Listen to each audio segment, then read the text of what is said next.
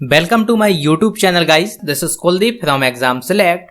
Hope so you are doing well. आज का हमारा मध्य प्रदेश सीरीज का लेक्चर फर्स्ट है जिसमें हम पढ़ेंगे मध्य प्रदेश के सामान्य परिचय के बारे में। आज हम मध्य प्रदेश के सामान्य परिचय के बारे में 20 क्वेश्चन पढ़ेंगे। फिर अगले लेक्चर में हम 20 क्वेश्चंस को पढ़ेंगे और धीरे धीरे से इस टॉपिक को कवर करेंगे। उसके बाद हम अगला टॉपिक लेंगे और उसे भी धीरे धीरे कवर करेंगे। यह सीरीज एक बेहतर ढंग से बेहतर तरीके से बनाई गई है जिससे कि आपको आसानी होगी चीज़ों को याद रखने में, उनको रिवाइज करने में। और आप यदि इसको देख लेते हैं, आप इसको अच्छे तरीके से पढ़ लेते हैं तो आप किसी भी क्वेश्चन को आंसर कर सकेंगे विद इन सेकेंड में। तो आपको बस बने रहना है और देखते रहना है जिस तरीके से हमने इस सीरीज को डिजाइन किया है। तो पेन पेपर लेकर बैठ जाइए, शॉर्ट नोट्स बनाते चलिएगा। तो चलिए शुरू करते हैं आज का lecture. Let's start the lecture.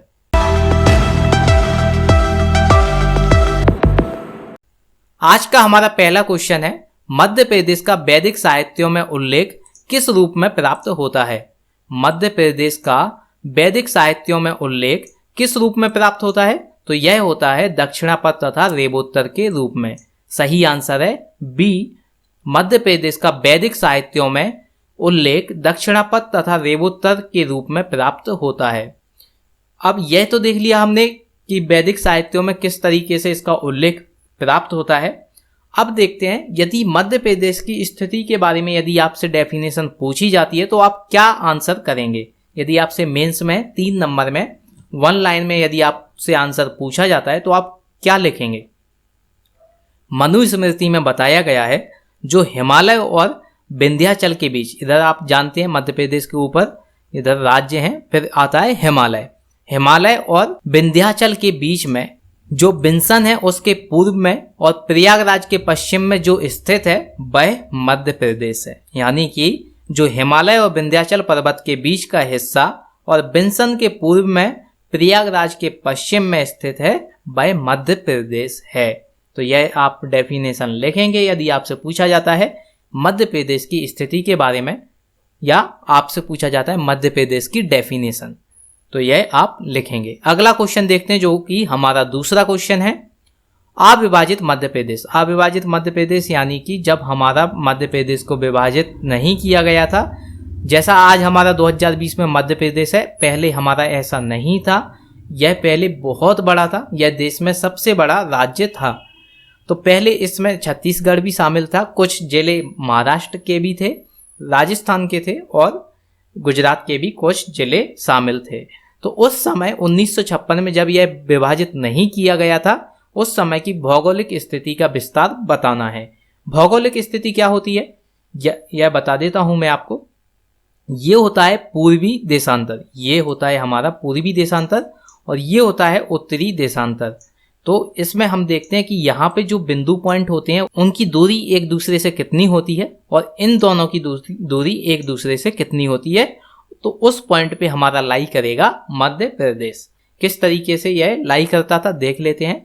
17 degree 46 minute उत्तरी अक्षांश से, यानी कि यहाँ पे है 17 डिग्री 46 मिनट उत्तरी अक्षांश से 26 डिग्री 30 मिनट उत्तरी अक्षांश तक और 74 डिग्री 9 मिनट पूर्वी देशांतर से 84 डिग्री 51 मिनट पूर्वी देशांतर तक। तो यहाँ पे ये हो गया हमारा उत्तरी अक्षांश और ये हो गया हमारा पूर्वी देशांतर। तो इसमें यह लाई करता है हमारा मध्य प्रदेश जो कि अविभाजित मध्य प्रदेश था। और यह अविभाजित मध्य प्रदेश में इधर हमारा छत्तीसगढ़ भी था, कुछ डिस्ट्रिक्ट हमारे महाराष्ट्र में चले गए हैं जैसे नागपुर वगैरह, और गुजरात में भी हमारे कुछ गए और कुछ राजस्थान में गए हैं। पहले यह हमारा देश का सबसे बड़ा राज्य था और अब किस नंबर पर आता है? यह आता है सेकंड नंबर पर। पहले नंबर पर कौन सा राज्य है? पहले पर है राजस्थान। राजस्थान देश का सबसे बड़ा राज्य है क्षेत्रफल के रूप में और मध्य प्रदेश दूसरे नंबर पर आता है।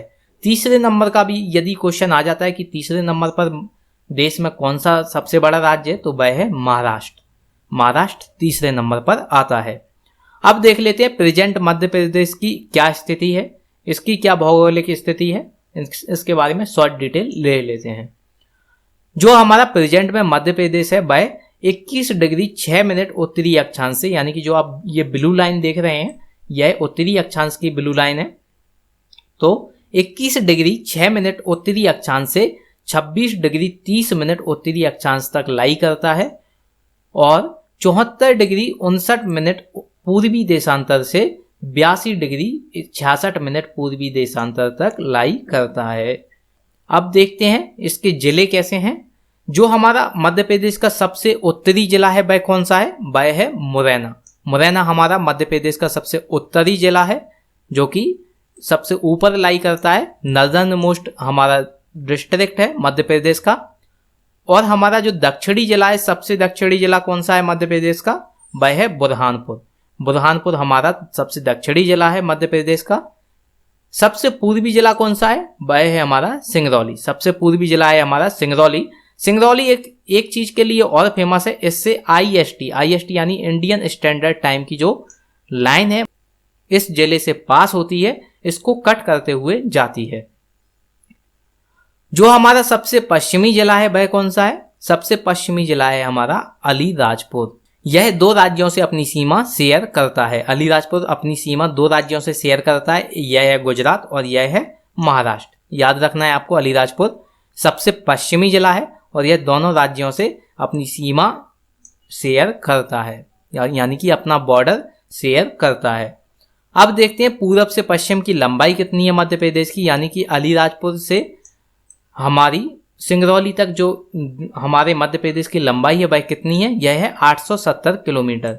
यहाँ से लेके अलीराजपुर से लेके सिंगरौली तक हमारी है 870 किलोमीटर की लाइन है, यानी कि दूरी है। और उत्तर से दक्षिण में हमारी कितनी दूरी है मध्य प्रदेश की? उत्तर से दक्षिण में लंबाई है 605 किलोमीटर की। उत्तर से दक्षिण की लंबाई 605 किलोमीटर है और पूरब से पश्चिम की लंबाई 870 किलोमीटर है। यानी कि आपसे यदि पूछा जाए कि हमारे मध्य प्रदेश का शेप कैसा है, तो हमारा मध्य प्रदेश चौड़ाई में ज़्यादा है, हाइट में कम है। तो आपको यह याद रखना है जो चीज़ें हमने देखी। और इसके बारे में एक चीज़ और देख लेते हैं, जो हमारा अभी प्रेजेंट मध्य प्रदेश है वह कितने राज्यों से अपनी सीमा शेयर करता है, अपना बॉर्डर शेयर करता है। तो यह करता है उत्तर प्रदेश से, छत्तीसगढ़ से, महाराष्ट्र से, यहाँ पे करता है गुजरात से और फिर करता है राजस्थान से। यानी कि यह करता है 5 राज्यों से, सॉरी माफ करिएगा, हमारा मध्य प्रदेश 5 राज्यों के साथ अपना बॉर्डर शेयर करता है। अब देखते हैं अगला हमारा क्वेश्चन, जो कि हमारा तीसरा क्वेश्चन है। अविभाजित मध्य प्रदेश। अविभाजित मध्य प्रदेश यानी कि जो 1956 के पूर्व में जो मध्य प्रदेश था उसका पूर्व से पश्चिम तथा उत्तर से दक्षिण की ओर विस्तार कितना था? पूर्व से पश्चिम और उत्तर से दक्षिण, यानी कि यह आपने जो देखा था पूर्व से पश्चिम, इस साइड से, यहाँ से पूर्व से पश्चिम में और उत्तर से दक्षिण में कितना इसका विस्तार था, कितनी इसकी लंबाई थी। तो यह पूरब से पश्चिम में कितना था? पूरब से पश्चिम में था 996 किलोमीटर। 996 किलोमीटर पूरब से पश्चिम में था और 1127 किलोमीटर हमारा उत्तर से दक्षिण में था। उत्तर से दक्षिण में कितना था हमारा? 1127 किलोमीटर और पूरब से पश्चिम में था 996 किलोमीटर। आपको याद रखना है, सही आंसर है ए, 996 किलोमीटर हमारा पूरब से पश्चिम था। क्योंकि यहाँ पे छत्तीसगढ़ भी था इसलिए ये आपको समझ में उतना नहीं आ रहा होगा। अगली वाली स्लाइड में देखते हैं कि मध्य प्रदेश की स्थिति क्या थी।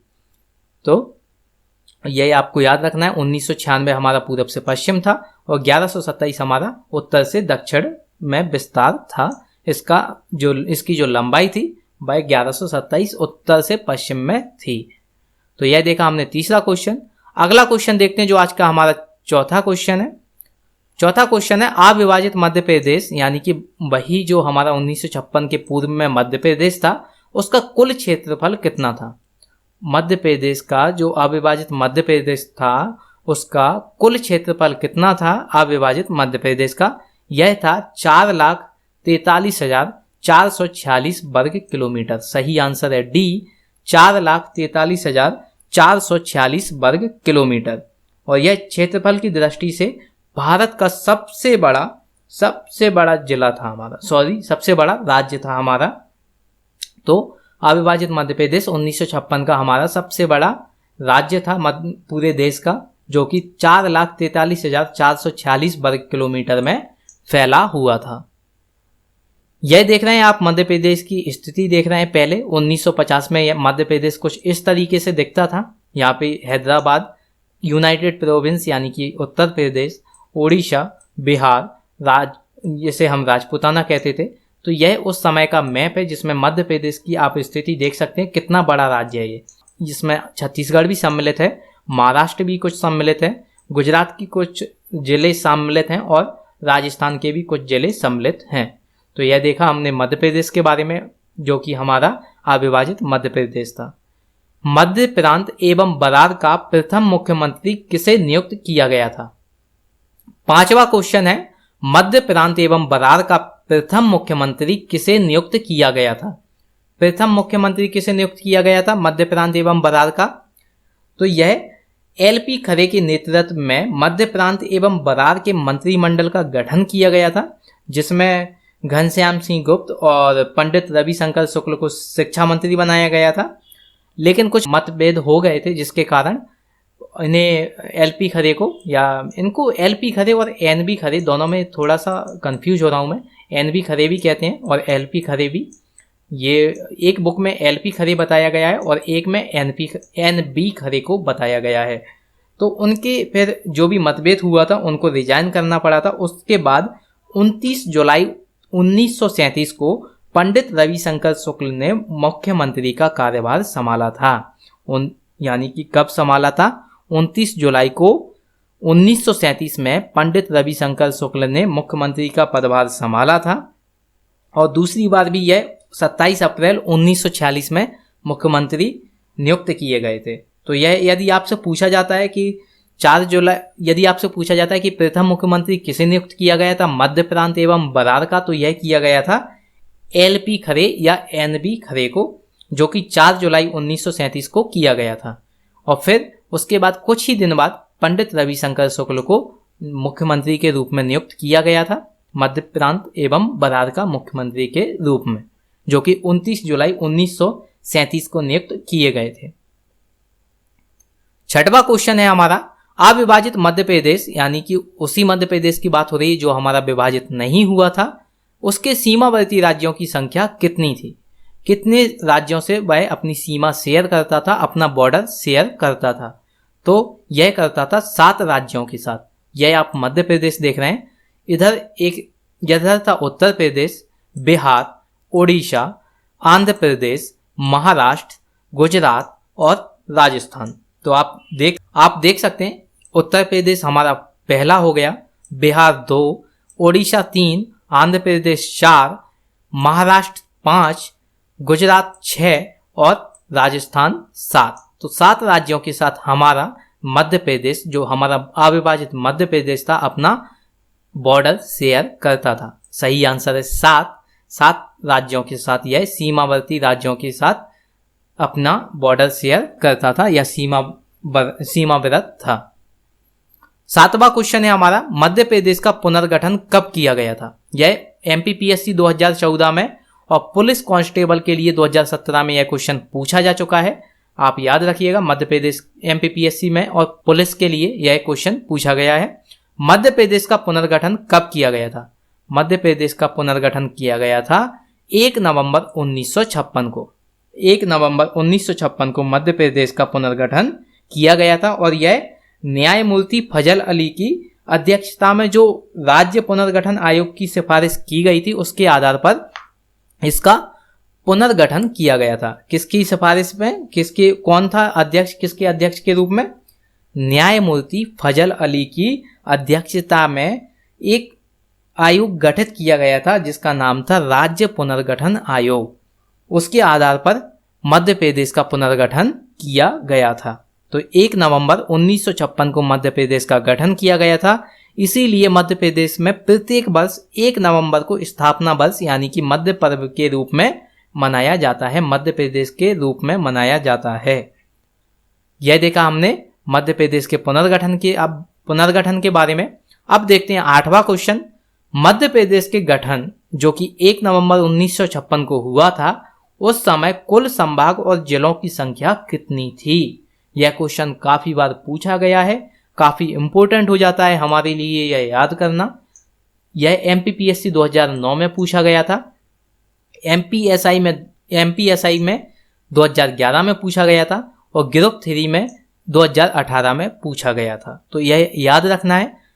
मध्य प्रदेश के गठन जो कि 1 नवंबर 1956 को किया गया था, उस समय कुल संभाग और जिलों की संख्या कितनी थी। यह थी 8 संभाग और 43 जिले, यानी कि 8 संभाग उस समय बनाए गए थे और 43 जिले बनाए गए थे। 8 संभाग और 43 जिले याद रखना है आपको, 8 संभाग और 43 जिले।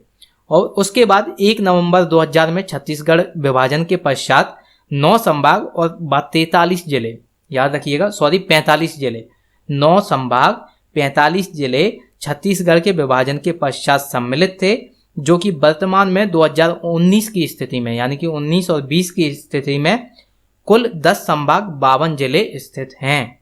अभी 2020 में 10 संभाग 52 जिले स्थित हैं और 53 जिले के रूप में नागदा जिले को प्रस्तावित किया गया है।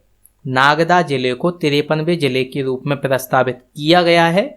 जैसे ही यह पास कर दिया जाता है तो मध्य प्रदेश में 10 संभाग 53 जिले हो जाएंगे, लेकिन फिलहाल 10 संभाग और 52 जिले हैं। अगला क्वेश्चन देखते हैं। आज का हमारा नवा क्वेश्चन क्या है। मध्य प्रदेश की सीरीज में नवा क्वेश्चन है, मध्य प्रदेश की राजनीतिक व भौगोलिक सीमाओं का अंतिम निर्धारण एवं पुनर्गठन कब किया गया। मध्य प्रदेश की राजनीतिक व भौगोलिक सीमाओं का अंतिम निर्धारण एवं पुनर्गठन कब किया गया। मैंने अभी आपको बताया अंतिम बार कब किया गया था, 1 नवंबर 2000 को। 1 नवंबर 2000 को किया गया था। क्यों किया गया था? क्योंकि छत्तीसगढ़ को अलग किया गया था मध्य प्रदेश से। मध्य प्रदेश से एक राज्य को बनाया गया था, मध्य प्रदेश को काटकर एक राज्य को बनाया गया था, जिसका नाम रखा गया छत्तीसगढ़। छत्तीसगढ़ 1 नवंबर 2000 में मध्य प्रदेश से छत्तीसगढ़ को अलग किया गया। यह क्वेश्चन बीडीओ 2016 में, एमपी कांस्टेबल 2017 में और ग्रुप 2 में 2018 में इसे पूछा गया है। तो यह आपको याद रखना है, काफ़ी इंपॉर्टेंट हो जाता है। इसे एमपीपीएससी ने पूछा नहीं है तो चांसेस हो जाते हैं यदि आपसे पूछा जाता है तो आप आंसर करेंगे 1 नवंबर 2000 को मध्य प्रदेश की राजनीतिक व भौगोलिक सीमाओं का अंतिम निर्धारण एवं पुनर्गठन किया गया है। यह देखा हमने नवा क्वेश्चन। 10वां क्वेश्चन है हमारा, मध्य प्रदेश किस प्राचीनतम भूभाग का हिस्सा है। मध्य प्रदेश किस प्राचीनतम भूभाग का हिस्सा है। यह एमपीपीएससी 2013 में पूछा गया है। मध्य प्रदेश किस प्राचीनतम भूभाग का हिस्सा है। यह है गोंडवाना लैंड का। सही आंसर है ए, गोंडवाना लैंड। मध्य प्रदेश प्राचीनतम गोंडवाना लैंड का हिस्सा है, जो कि दक्षिण प्रायद्वीपीय पठार के उत्तरी भाग में विस्तृत है। तो मध्य प्रदेश की ज्यामितीय दृष्टि से आकृति आयताकार है, ये आप याद रखिएगा। यह देखा हमने मध्य प्रदेश की प्राचीनतम भूभाग के बारे में। अगला क्वेश्चन है हमारा, मध्य प्रदेश को पुनर्गठन जो कि हमारा 1956 में किया गया था, 1 नवंबर 1956 को पुनर्गठन किया गया था मध्य प्रदेश का। उसके पूर्व क्या माना जाता था, मध्य प्रदेश को किस नाम से पुकारा जाता था, या फिर जो हमारा 1 नवंबर 1956 को हमारा जो मध्य प्रदेश का पुनर्गठन किया गया था, उससे पहले मध्य प्रदेश को क्या कहकर बुलाते थे या क्या उसे माना जाता था। तो क्या माना जाता था, जिसे हम बुलाते थे मध्य प्रांत एवं बरार कहकर। मध्य प्रांत एवं बरार यानी कि सेंट्रल प्रोविंस एवं बरार के रूप में हम जानते थे, जिसकी राजधानी क्या थी। इसकी राजधानी थी नागपुर। नागपुर इसकी राजधानी थी, ये आपको याद रखना है। आपसे पूछा जा सकता है, ये आपसे प्री में क्वेश्चन पूछा जा सकता है कि मध्य प्रांत एवं बरार की राजधानी क्या थी, या फिर मध्य प्रदेश को पुनर्गठन के पूर्व में क्या माना जाता था।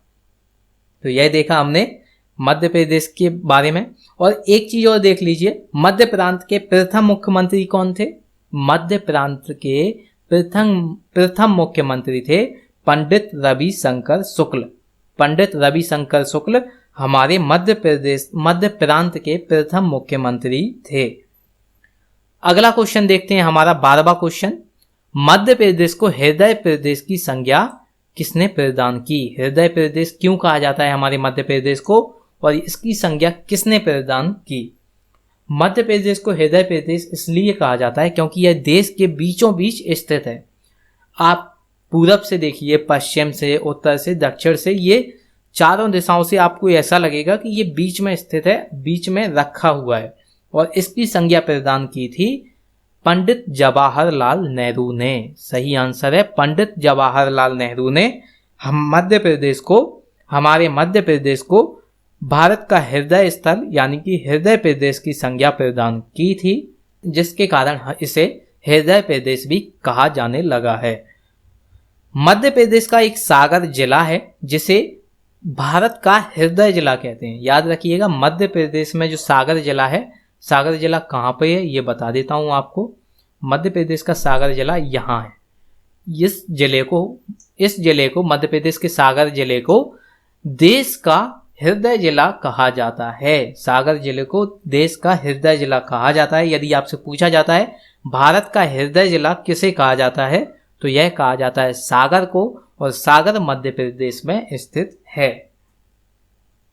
अगला क्वेश्चन देखते हैं। आज का हमारा 13वां क्वेश्चन क्या है? मध्य प्रदेश की वर्तमान भौगोलिक स्थिति का विस्तार बताइए। यानी कि जो हमारा अभी वर्तमान में मध्य प्रदेश है 2020 में, उसकी भौगोलिक स्थिति बतानी है। यह क्वेश्चन MPSI में 2017 में पूछा गया है। तो मध्य प्रदेश की भौगोलिक स्थिति क्या है प्रेजेंटली? इसकी भौगोलिक स्थिति है 21 डिग्री 6 मिनट उत्तरी अक्षांश से 21 डिग्री 6 मिनट उत्तरी अक्षांश से 26 डिग्री 30 मिनट उत्तरी अक्षांश तथा 74 डिग्री 9 मिनट पूर्वी देशांतर से 82 डिग्री 48 मिनट पूर्वी देशांतर तक। यानी कि सही आंसर है आपका ए। उत्तरी अक्षांश हमारा क्या होता है? उत्तरी अक्षांश है हमारा ये उत्तरी अक्षांश है, और ये पूर्वी देशांतर है। पूर्वी देशांतर ये है हमारा, उत्तरी अक्षांश ये है। ये आपको याद रखनी है भौगोलिक स्थिति जो हमारी प्रेजेंट मध्य प्रदेश की है, और अविभाजित मध्य प्रदेश की भी भौगोलिक स्थिति आपको याद रखनी है। यह हम देख ही चुके हैं, मध्य प्रदेश की स्थिति के बारे में सारी डिटेल हम देख चुके हैं पहले ही। अगला क्वेश्चन देखते हैं। 14वां क्वेश्चन है हमारा, 14वां क्वेश्चन है मध्य प्रदेश का वर्तमान कुल भौगोलिक क्षेत्रफल कितना है? यानी कि जो मध्य प्रदेश हमारा वर्तमान में है 2020 में, मध्य प्रदेश का भौगोलिक क्षेत्रफल कितना है? मध्य प्रदेश का वर्तमान में भौगोलिक क्षेत्रफल है 3,08,245 वर्ग किलोमीटर। यानी कि सही आंसर है हमारा सी, 3,08,245 वर्ग किलोमीटर। ये आपको याद रखना है। ये अभी तक पूछा नहीं गया है, तो चांसेस हो जाते हैं कि आपसे ये MPPSC में पूछा जाए, SI में पूछा जाए, या फिर व्यापम वाली परीक्षाओं में आपसे पूछा जाए। तो जो क्वेश्चन आप देखेंगे कि जो नहीं पूछे गए हैं, उनके चांसेस ज़्यादा हो जाते हैं पूछने के लिए। तो आपको उन पर ज़्यादा विशेष ध्यान देना है जिनको कभी पूछा नहीं गया है किसी भी पेपर में। अगला क्वेश्चन देखते हैं। आज का हमारा 15वां क्वेश्चन क्या है? मध्य प्रदेश में कर्क रेखा कितने जिलों से होकर गुजरती है? मध्य प्रदेश में कर्क रेखा, ट्रॉपिक ऑफ कैंसर, कर्क रेखा को क्या कहते हैं? Tropic of cancer. Tropic of cancer कहते हैं कर्क रेखा को। यह मध्य प्रदेश के कितने जिलों से गुजरती है? यह गुजरती है 14 जिलों से। मध्य प्रदेश में कर्क रेखा 14 जिलों से गुजरती है। यह क्वेश्चन 2016 में पूछा जा चुका है, जो कि MPPSC में ही पूछा गया है इंजीनियरिंग सर्विस के लिए। तो मध्य प्रदेश में कर्क रेखा 14 जिलों से गुजरती है। एक बार उन जिलों को देख लेते हैं, सभी जिलों को। यह आप देख रहे हैं कर्क रेखा, जो रेड लाइन देख रहे हैं आप, ये कर्क रेखा है, और यह गुजरती है रतलाम, उज्जैन, आगर, राजगढ़, भोपाल, विदिशा, सीहोर, रायसेन, सागर, दामोह, कटनी, जबलपुर, उमरिया और शहडोल से। यानी कि आप देखेंगे 1, 2, 3, 4, 5, 6, 7, 8, 9, 10, 11, 12, 13 और 14। याद रखिएगा, यह जो ट्रॉपिक ऑफ कैंसर है, कर्क रेखा है, वह शाजापुर से नहीं निकलती है। कई लोग ये गलत कर देते हैं कि आगर के बगल में शाजापुर है तो शाजापुर से निकलती है। नहीं, शाजापुर से नहीं निकलती है, यह निकलती है राजगढ़ से। रतलाम, उज्जैन, आगर, राजगढ़, सीहोर, भोपाल, विदिशा, रायसेन, सागर, दामोह, जबलपुर, कटनी, उमरिया और शहडोल से गुजरती है, जो कि मध्य प्रदेश के 14 जिले हो चुके हैं। 14 जिलों से होकर ट्रॉपिक ऑफ कैंसर गुजरती है।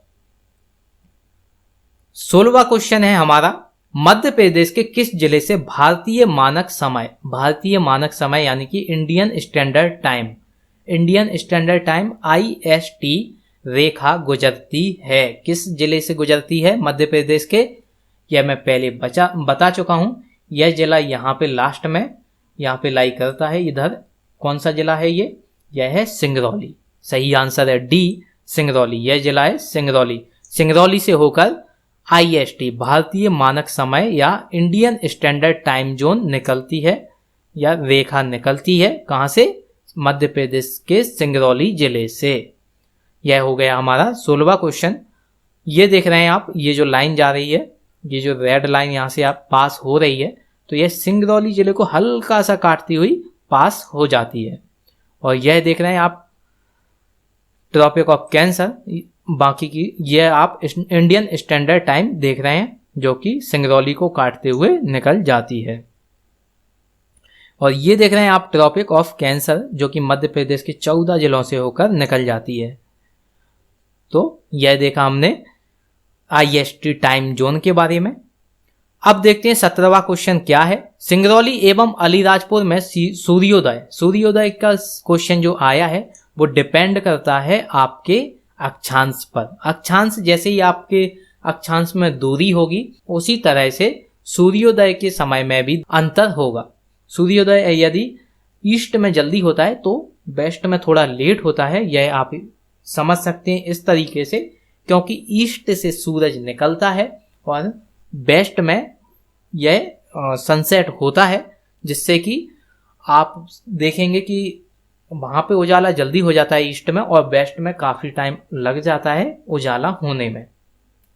तो सिंगरौली एवं अलीराजपुर में सूर्योदय के समय पर विचार कीजिए एवं सही विकल्प चुनिए। यानी कि दोनों में सूर्योदय जब होता है तो उस समय में कितना अंतर आता है, यह क्वेश्चन पूछा गया है MPPSC में 2008 में और डेयरी फेडरेशन रिक्रूटमेंट में 2016 में। तो यह क्यों अंतर आता है, यहाँ से आप देखेंगे पूर्वी देशांतर से इधर पूर्वी देशांतर में 8 डिग्री का अंतर है। 8 डिग्री का अंतर है, यानी कि 4 डिग्री के अंतर का मतलब होता है 15 मिनट। 4 डिग्री यानी कि 15 मिनट, और 8 डिग्री मतलब आधा घंटा। आधा घंटा यानी कि 30 मिनट। तो आप समझ चुके होंगे क्या आंसर देना है। सिंगरौली में सूर्योदय आधा घंटे पहले होगा। उस अंतर के कारण सिंगरौली में सूर्योदय आधा घंटे पहले हो जाता है। सिंगरौली एवं अलीराजपुर में सूर्योदय के समय में आधा घंटे का अंतर है। सिंगरौली में सूर्योदय आधा घंटे पहले होता है, जबकि अलीराजपुर में आधा घंटे बाद सूर्योदय होता है। यह देखा हमने 17वां क्वेश्चन। 18वां क्वेश्चन देखते हैं। वर्तमान मध्य प्रदेश के सीमावर्ती राज्यों की संख्या कितनी है? वर्तमान मध्य प्रदेश में सीमावर्ती राज्यों की संख्या कितनी है? यह पहले बता चुका हूं मैं पिछले वाले मैप में। यह है 5, क्योंकि यहाँ पे आ जाता है, बता देता हूं मैं इस मैप में आपको। यहाँ पे आता है यूपी उत्तर प्रदेश, यहाँ पे आएगा छत्तीसगढ़, महाराष्ट्र, गुजरात और राजस्थान, यानी कि 5 राज्य हो चुके हैं। 5 राज्य से हमारा मध्य प्रदेश बॉर्डर शेयर करता है। तो वर्तमान मध्य प्रदेश के सीमावर्ती राज्यों की संख्या कितनी है? 5 सीमावर्ती राज्य हैं मध्य प्रदेश के। यह देखा 18वां क्वेश्चन। 19वां क्वेश्चन देखते हैं। इसमें हमें क्या करना है? मैचिंग करनी है। जो भी हमारी मैचिंग है उनको सही तरीके से मिलाना है। सीमांत बिंदु को जिलों से मिलाना है। सीमांत बिंदु को किससे मिलाना है? जिलों से। यह हम पहले देख चुके हैं। तो आप बताइएगा, मैंने बताया हुआ है उत्तरी बिंदु।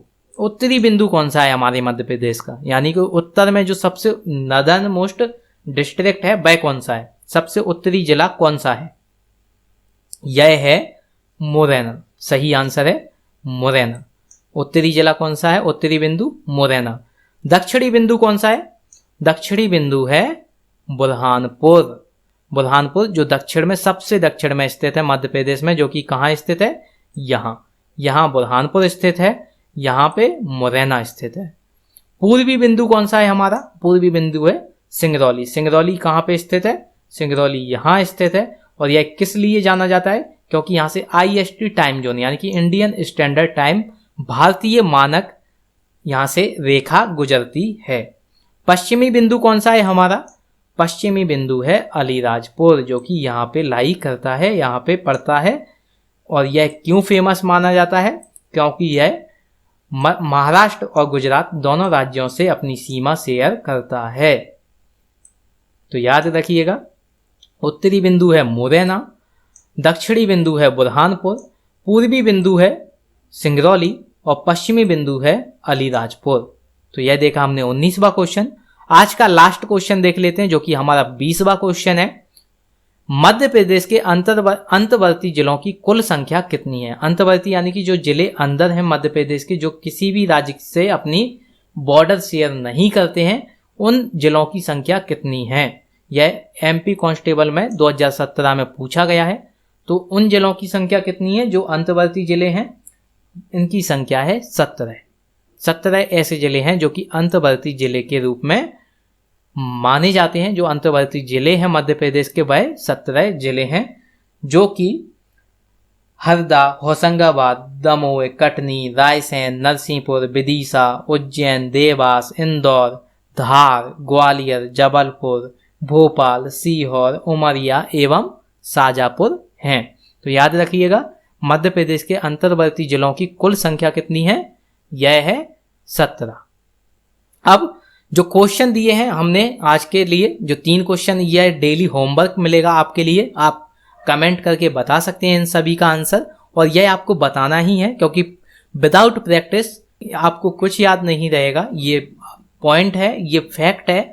यदि आप प्रैक्टिस नहीं करेंगे तो आप कितना भी मर्जी वीडियो देख लीजिए, कितना भी मर्जी याद कर लीजिए, यदि आप प्रैक्टिस नहीं करते हैं, टेस्ट नहीं लेते हैं खुद का, तो आप उस क्वेश्चन को आंसर नहीं कर पाएंगे यदि आपसे पेपर में पूछा जाता है। पहला क्वेश्चन दिया है हमने, मध्य प्रदेश का एकीकरण किस वर्ष हुआ था? मध्य प्रदेश का एकीकरण किस वर्ष हुआ था? मध्य प्रदेश कितने संभागों में विभाजित है? मध्य प्रदेश में कितने संभाग हैं या कितने संभागों में मध्य प्रदेश विभाजित है? जनसंख्या की दृष्टि से मध्य प्रदेश का देश में कौन सा स्थान है? जनसंख्या की दृष्टि से देश में मध्य प्रदेश का कौन सा स्थान है? और इसमें आप एक और क्वेश्चन का आंसर दे दीजिएगा कि क्षेत्रफल की दृष्टि से देश में मध्य प्रदेश का कौन सा स्थान है। तो आप 4 क्वेश्चन के आंसर करेंगे और कमेंट बॉक्स में इन आंसर को लिखेंगे, मुझे बताएंगे, और टेस्ट आपको देना ही है। यदि आप वीडियो देखते हैं तो उसका कोई महत्व नहीं हो जाता यदि आप टेस्ट नहीं देते हैं। चलिए, thank you for watching this, have a good day.